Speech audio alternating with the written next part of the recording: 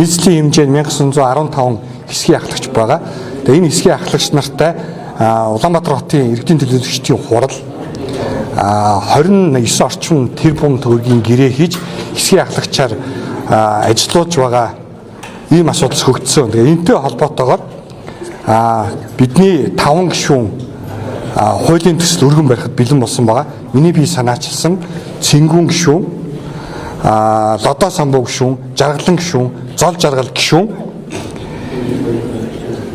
гэсэн ийм 5 гишүүн нийлээд 3 сарын 2026 оны 3 сарын 31-ний өдөр нийт бүрдүүлбэрийг нь хангаад Улсын хурлын тамгын газарт бол өгсөн. Тэгээ энээс хойш 5 хоногийн хугацаанд нийт бүрдүүлбэрийг хангасан хуулийн дагуу бүх хийх эсрэгдэх ёстой ажлууд нь хийгдсэн, хилцүүлгүүд нь хийгдсэн гэсэн боловч өнөөдрийг хүртэл хуулийг албан ёсоор өргөн баригдах цагаа авч чадахгүй өдийг хүрсэн юм аа. Тийм учраас одоо ачсан намын 7 хоног тутам явагддаг 4.1-ээр одоо ингээд орж ирж мэдээлэл хүргэж байна. Тэгэхээр үндсэн асуудал нь юу вэ гэхээр улс төрийн үйлчлэгчнүүд байгаа. Энэ улс төрийн аливаа үйлчлэгчнүүдийг улс төрөөс нь өөрөөс нь ангид байлгах ямар нэгэн улс төрийн зэвсэг болохгүй байх тал дээр нь анхаарч энэхүү хуулийн төслийг санаачилж байгаа. 3 үндсэн одоо том үндэслэл байна. Нэгдүгээрт нь үндсэн хууль зөрчсөн асуудал. Монгол улсын үндсэн хуульд Монгол улсын нэгжийг аймаг, нийслэл, дүүрэг, хороо, баг гэж ангилдаг.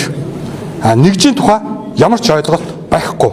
Гэтэл зохион байгуулалтын нэгж гэдэг энэ шин нэгж бий болгоод энэ дээр ахаад мөнгө төсөвлөөд энэ дээр эрх үүрэг бий болгоод ингээ явж байгаа нь үндсэн хууль зөрчсөн. Ийм учраас энэ үндсэн хуулийг зөрчсөн энэ хийдлийг зөрчлийг алга болгох үүднээс энэ хуулийг санаачилж байгаа. За хоёрдугаарт нь хэсгийн ахлагч нар бол иргэний хуулиар гэрээ байгуулж урамшуул авч ажиллаж байгаа.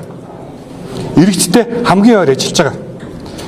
Нийт Монгол улсын төр бол иргэдтэй 2500 орчим үйлчлэг үзүүлдэг.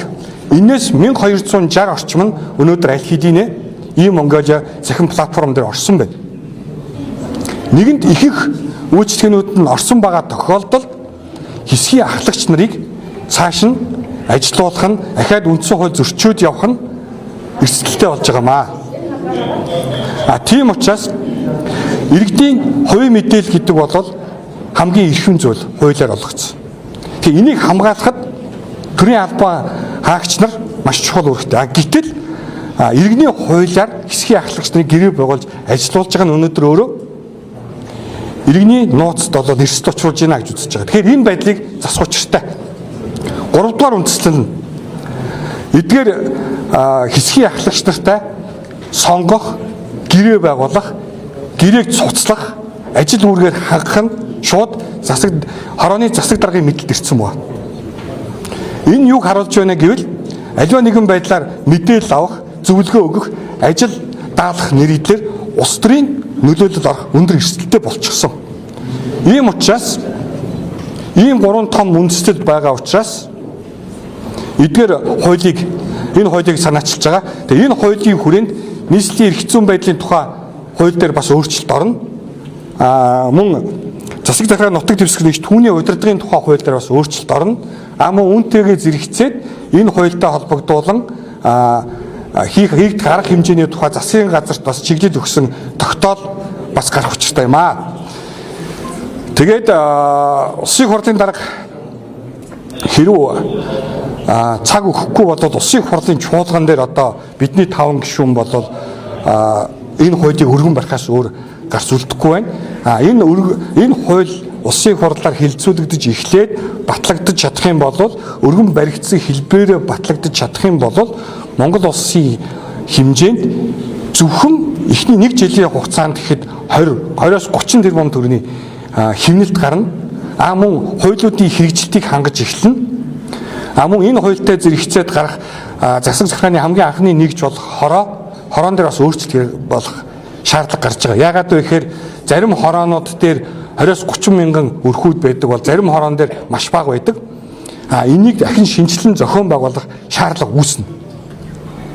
Нөгөө талаараа мөн 1 жилийн хугацаанд ахиж нэг шаардлагатай байгаа төрийн үйлчилгээнүүдийг бүрэн захимжуулж дуусна. Ийм ач холбогдолтой ийм хуулийн төслийг өнөөдөр өргөн бариад байна. Өргөн байхад бэлэн болж байна. Ер нь бол барьчих гээд байгаа шүү дээ. За энэ асуудалтай холбоотой хотын гишүүдээс асуултууд асууж дараагийн зүйл. Одоо ингэж байгаа шүү дээ. Зарим гишүүд ярьж байгаа нийслэлээ сонгоцсон.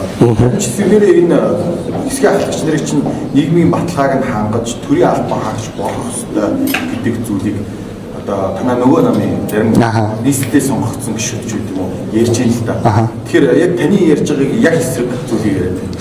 Яг уу энэ бол шинжилгээний нэг хэсэг байх юм. Гэхдээ энийг шинжилгээг хаанаас эхлэх вэ гэхээр эхний ээлжинд энэ хэсгийн ахлагчдыг бий болгосон энэ хуулийнхаа энэ доголдлыг нарилах учиртай.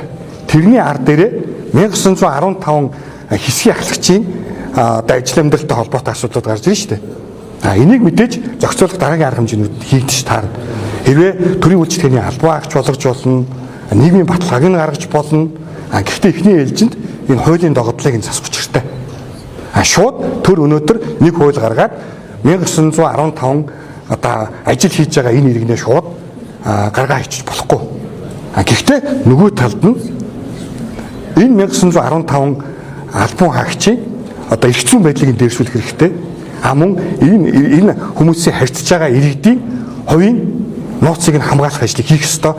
Үндсэн хуулийг гажуудуулж байгаа байдлыг засах учиртай. Өнөөдрийн байдлаар хэсгийн ахлагчдын ажлын үр дүнг одоо судалсан ч гэдэг юм судалгаа хуулийн төслийг боловсруулахтай тайлан байгаа юу? Тийм энэ үнэтэй ажиллаж байгаа өсөлт нөгөө стрийн нөгөө гаргал болдог гэж шүүмжлэл байдаг шүү дээ. Бүх холбоотой бүх судалгаануудыг хийгдсэн байгаа. Тэр байтугай 2021-с 2024 оны үед гэрээ дуусгар болсноор хуулийн байгууллагуудаар гарсан маргаануудын тоонуудыг бас авцсан байгаа. Жилд дунджаар 30-аас 50 маргаанууд гардаг байх жишээтэй. Яагаад гэвэл ажил олгож байгаа гэрээ байгуулсан хорооны дарга нар нь үндэслэгүүгээр халсан гэдэг байдлаар шүүхэд дээдлэн 50 өнөөдөр маргаан шүүхэд очдог. Энэ яаж яах вэ гэхээр нөгөө эрх зүйн баталгаа байхгүй байгааг нэг жишээ бас таарч байгаа. Энтэй зэрэгцээд мөн ямар ажлууд хийгдсэн бэ? Юу хийгдэх шаардлагатай байгаа вэ гэдэг дээр нь мөн судалгаанууд хийгдэж байна. Ажлын үр дүн. Ажлын үр дүн бол одоо бид нар бүгдээрээ харж штт. Бид нар үндсэн ажил нь юу хийдэг вэ гэхээр үндсэн ажлууд нь судалгаа авдаг, мэдээлэл дамжуулдаг, хог ачуулдаг гэсэн ийм зүйлс ярьдаг. Мэдээж өчнө олон ажлууд байгаа. Гэхдээ судалгаануудын хийж байгаа ажлуудын ихэнх хэсгийг нь захимаар орлуулах боломжтой байна. Нэгдүгээр ийм судалгаа гарсан байна.